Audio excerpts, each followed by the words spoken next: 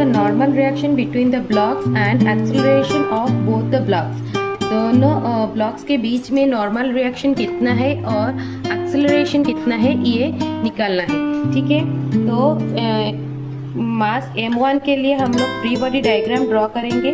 तो m1 को हम लोग एक पॉइंट मास में लेंगे m1, तो उसमें फोर्स अप्लाई हो रहा है F, इस डायरेक्शन में हो रहा है, तो ये वाला हो गया F।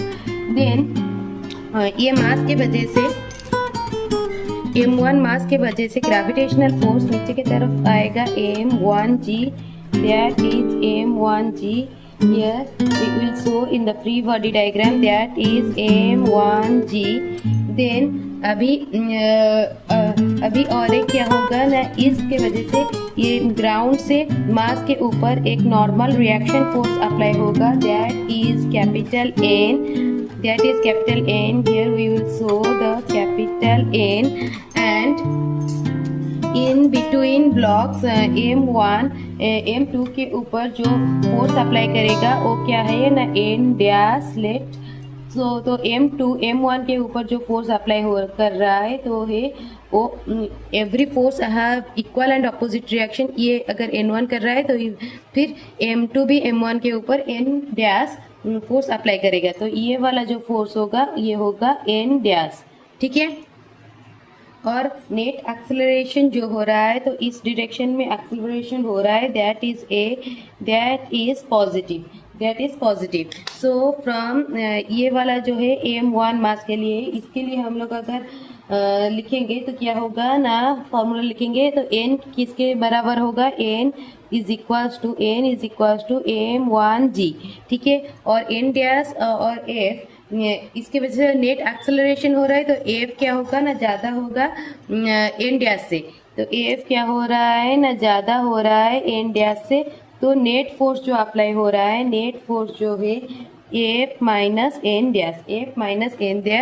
जबकि एक्सेलरेशन कितना हो रहा है ना, ए एक्सेलरेशन हो रहा है, दैट इज हम लोग लिख सकते हैं ये वाला मास कितना एक्सेलरेट कर रहा है, ए एक्सेलरेट कर रहा है, तो फिर इसमें फोर्स जो अप्लाई होगा m1 mass into acceleration, m1 into A. ठीक है, अभी सेकेंड बॉडी के लिए अगर हम लोग फ्री बॉडी डायग्राम ड्रॉ करेंगे तो इसको पॉइंट मास ले लेंगे m2, और इसके ऊपर जो ये m1 के वजह से जो फोर्स अप्लाई हो रहा है, क्या हो रहा है, n डैश फोर्स अप्लाई हो रहा है, तो m1 m2 के ऊपर n डैश फोर्स अप्लाई कर रहा है इस डायरेक्शन में। देन इसका एक मास की वजह से ग्रेविटेशनल फोर्स नीचे की तरफ आएगा m2g, और एक ग्राउंड से इस मास के ऊपर एक नॉर्मल फोर्स अप्लाई होगा, दैट इज n1। तो हम लोग इसको ऐसे शो करेंगे, ये नीचे की तरफ हो जाएगा m2g और ये ऊपर की तरफ हो जाएगा n1। ठीक है, ये क्या है ना, मास 2 के लिए, इसके लिए अगर इक्वेशन लिखेंगे तो क्या होगा ना, n1 किसके बराबर होगा ना, m2g के बराबर होगा, और ये जो है n डैश है ये कितना हो जाएगा, m2 मास कितना एक्सेलरेट कर रहा है, ये एक्सेलरेट कर रहा है a, that is positive, A acceleration इसका क्या है, ए है, तो फिर ये क्या हो जाएगा ना, m2a। ठीक है, m2a।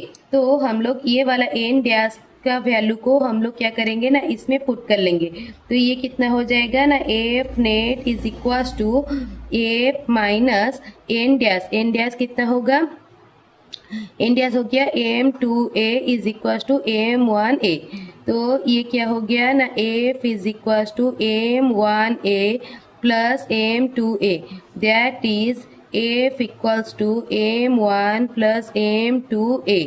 ठीक है, फोर्स कितना हो गया, इतना हो गया, तो फिर इससे हम लोग को एक्सेलरेशन कितना मिल जाएगा, f divided by m1 plus m2।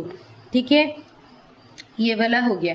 तो अभी और एक क्या दिया गया था, normal reaction between the blocks, block के बीच में जो रिएक्शन नॉर्मल रिएक्शन है उसको निकालना है, मतलब n डैश निकालना है। तो n डैश कितना हो जाएगा, n dash is equals to m2 into a कितना है, f divided by m1 plus m2। तो n dash is equals to f into m2 divided by m1 plus m2। ठीक है, ये क्या हो गया, normal reaction between the two blocks. अगर मेरा वीडियो आपको पसंद आया please like share and subscribe my channel. Thank you so much for watching.